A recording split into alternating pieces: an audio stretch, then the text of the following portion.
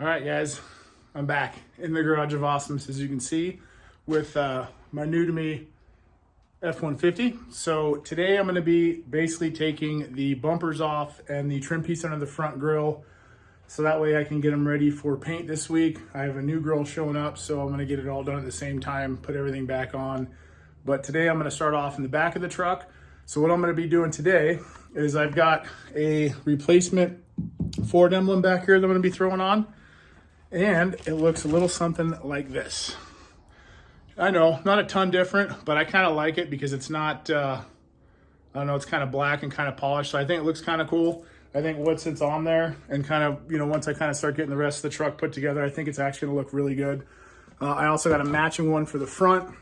That'll be going on the new grill once I get it back from paint. Now, one of the other things that I was kind of looking at too is how I could kind of change up the rear end of the truck a little bit. And obviously never having put together a Ford before, I kind of did a bit of research and looking around the interwebs and some different sites on Bookface, and here's what I found. I found these cool little letters that kind of sit in the pressed in, stamped in parts, I guess, sections on the tailgate itself that I'm going to throw on here and see how I like. Now, the truck has probably never really been more than washed, maybe a handful of times. It's a little dirty, which is okay, obviously, but that leaves a bit to be desired when it comes to the paint looking as good as I'd like it to, at least from my standpoint. So what I did this morning before I started recording was I kind of took a little closer look at the tailgate itself to kind of see, what kind of deposits are in the paint. Obviously, it's got, quite a few iron deposits in it. It's got a bunch of junk on the tailgate, obviously.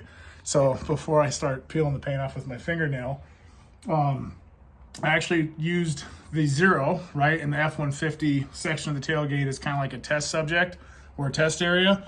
So I used a little clay bar action on it and was able to get probably about 95% of the stuff off the paint and around it as well, because once I get these letters in, obviously they are raised lettering, so they don't actually sit in there.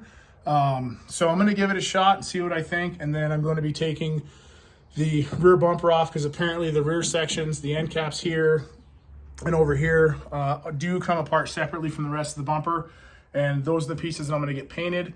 The actual plastics themselves are in good shape, so I'm probably not going to replace those, and I will be swapping out these little bad boys right here. The license plate lights, I'll probably swap in some LEDs or something just to kind of match the rest of the theme of the truck, so to speak. So I'm going to get to work on clay barring. Now, for those wondering, I've used many different types of clay bars. I actually have been using this one a lot lately. It's a Mother setup. I'm not sponsored by them. I have nothing really to do with them more than just I like their products. Between them and McGuire's, that's the majority of what I use. Mix in some Adams in there as well. Adams does have some pretty awesome products as well. So I'm going to be using this to clean up the paint, getting a lot of the contaminants and like the iron deposits and whatnot removed off of it. For any of the bigger stuff, I know that there is a spray that I'm actually out of, unfortunately, so I'll probably have to make a quick trip to O'Reilly's that you can spray on. And then once it starts to change colors, that's actually when you know that, as many of the iron deposits and all that kind of the bigger imperfections in the paint that you may have been removed, and you just rinse it off thoroughly and then wash it. So in this case, I'm going to try to get by just using this setup. I've used this on quite a few trucks. In fact,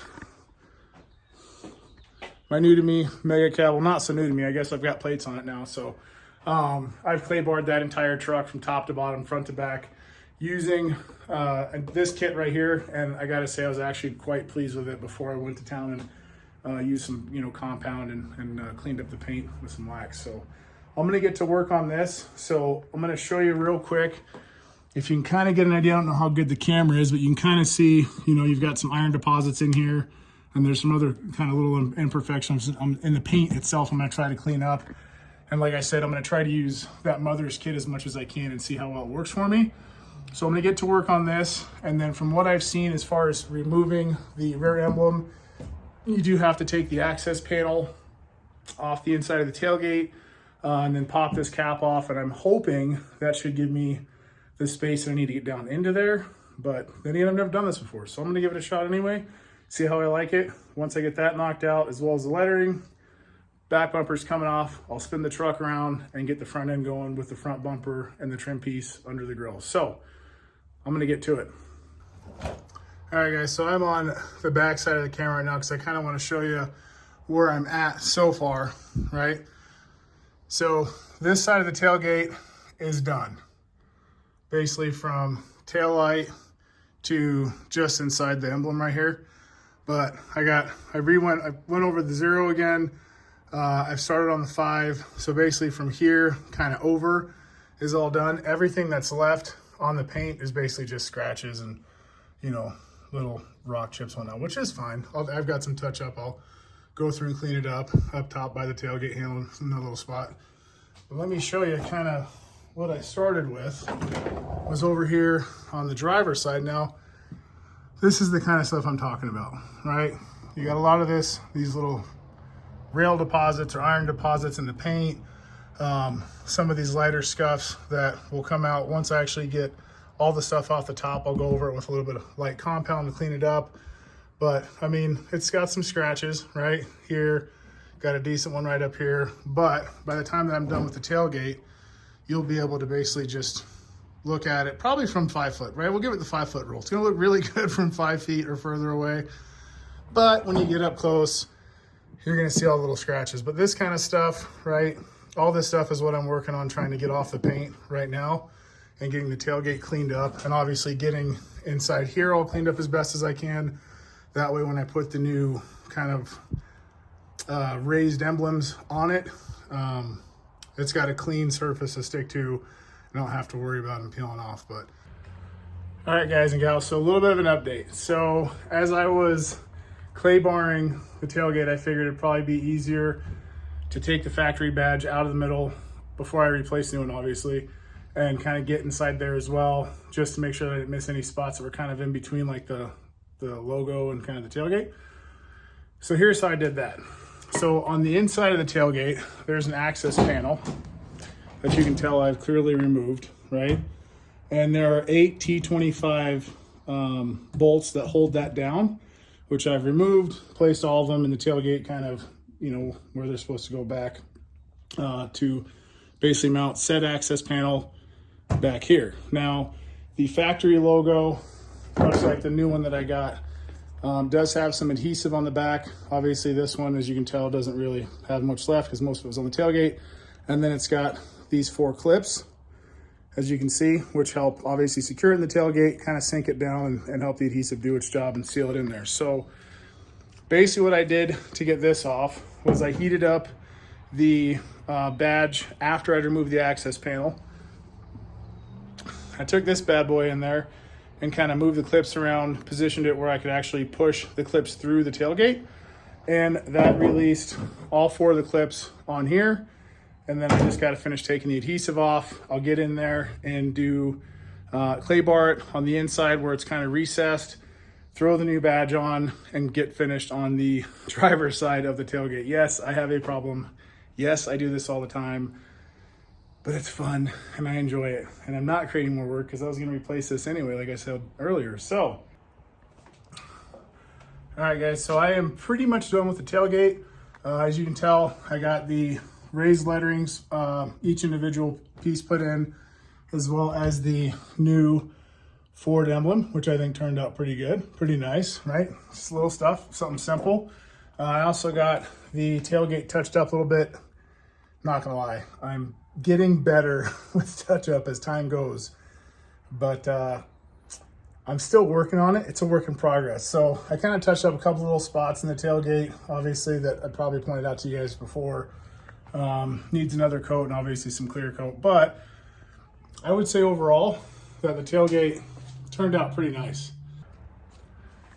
All right guys, so moving underneath the truck to remove the rear bumper, figured out it's a 21 millimeter bolt or 13/16.